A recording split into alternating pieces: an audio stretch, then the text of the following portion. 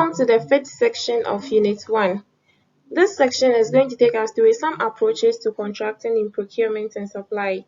There are so many approaches to engaging suppliers. In every contract, there should be an agreement. After the agreement has been made, parties discuss the forms such agreements should take. These forms are what we describe as approaches to contracting. There are so many approaches, but then for the purpose of this course, we're just going to briefly go through about 4. By the end of the section, we should be able to explain one-off purchase, explain the framework agreement in procurement, explain the relevance of catalog purchasing, and identify the essence of direct negotiation with suppliers. The first approach to contracting in procurement is the one-off purchase. The one-off purchase is a one-time transaction that occurs between the buyer and the supplier, usually for low-value new purchases to high-value procurement. One-off means that buyer or supplier is not committing themselves to repeat or ongoing purchase or supply. So for a one-off, after the requirement has been, we've able to source the suppliers for a particular requirement and then we buy the requirement. That is it. We are done. There is no follow-up relationship. There is no supply development. Nothing. You execute a part of the contract. I pay, and then that is it. The relationship ends there. It's one-off. The next approach we have is the framework agreement. The framework agreement is an umbrella agreement with suppliers which set out the terms and conditions under which goods and services can be purchased throughout the period of the agreement. So with framework agreement, we make an offer to a potential supplier to provide goods or services at pre-arranged prices under certain terms and conditions when and if required. So for instance, I go to my supplier and go like, okay, for the rest of this period or for the rest of the year, anytime I need tables, you are expected to supply me, let's say, the tables I need at the price we've already agreed on. So let's say if I need tables, you supply me the tables at 50 cedis each.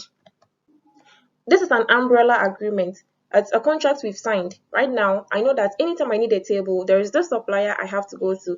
And this supplier knows that anytime a buying organization, needs the table, I'm counting on this particular supplier to be able to meet my requirements at the terms we've previously agreed on. The organization may already have negotiated a framework agreement with a supplier to meet a requirement of a certain type. The requirement will simply be notified to the pre-contracted supplier by a purchase or call-off order on the pre-agreed terms. Catalog purchasing, which is the next approach. Catalog purchasing are often used for low-value purchases and routine supply replenishment, which are readily available on the shelf.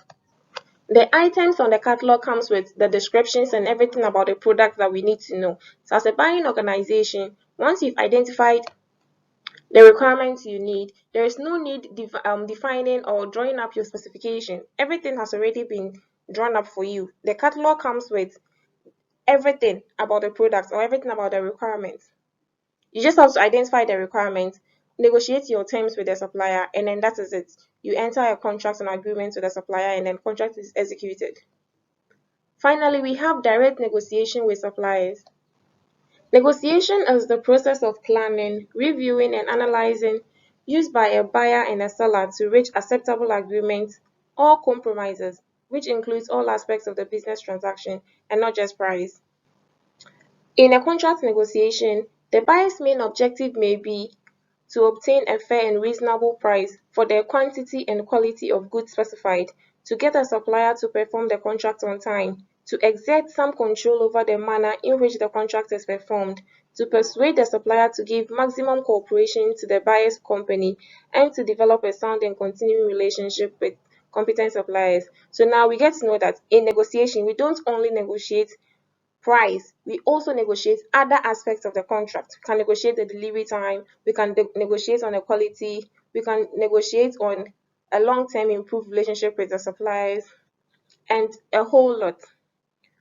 There are two basic approaches to negotiation of a contract term with suppliers. We have the distributive bargaining and integrative bargaining. The distributive bargaining involves distribution of limited resources or dividing up a fixed pie. This is when one party's gain can only come at the expense of the other party. This is sometimes called the zero-sum game or a win-lose outcome.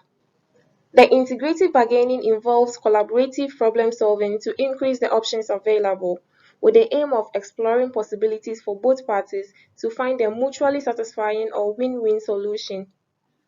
The aim of this integrative bargaining is to add value to the deal rather than extracting value from or conceding value to the other party. So with the distributive bargaining, we don't really care about the other party. We are only interested in maximizing our gain, what we are going to get from this contract, right?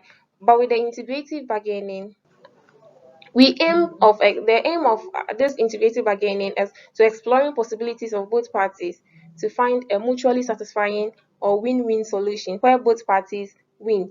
My win should not come at your expense. If I win, you should win. If you win, I should win. That is the integrative bargaining. We share the pie. By way of summary, we have explained the types of purchasing contracts, such as the framework agreement, the catalog purchasing, and one-off purchases.